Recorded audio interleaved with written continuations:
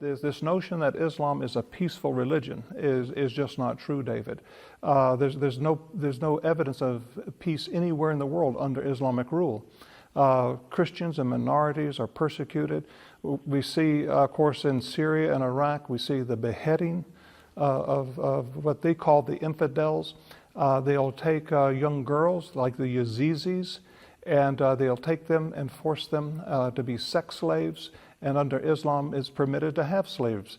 And so for a chapel built by, for the most part, with Methodist money from the Methodist Church, to be a house of worship at Duke University for the students of that university so that they could worship the God of the Bible, for that chapel now to allow Muslims' prayers. They will start off saying Allahu Akbar, Allahu Akbar. They say that I think 4 times. Then they say that there's only one God, and then Muhammad is his messenger. And that goes on for 3 minutes as they recite this. And I think I have a problem with that, and I think many other people have a problem with it. If they want to worship, they can certainly worship. No one is saying they don't have to, that they can't worship how they want to worship their God. And it's not the same God of the Bible, David. It's a different God.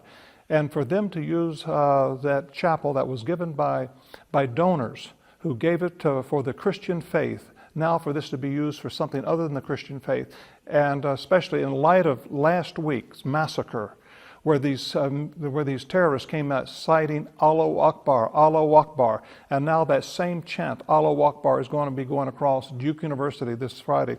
I think it's a sad day, and I would encourage every donor and every supporter of Duke University not to give until this is reversed. They don't open up their mosque for us to have Christian services. I can't go to Saudi Arabia or any other Christian and use a mosque for Christian service.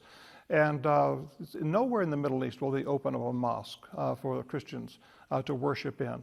And David, listen, if they want to have their houses of worship, that's fine. I just have a problem with Duke University using this chapel that was given by Christians, by churches in the Carolinas, and for them now to use this for something else. It's just, it's sad.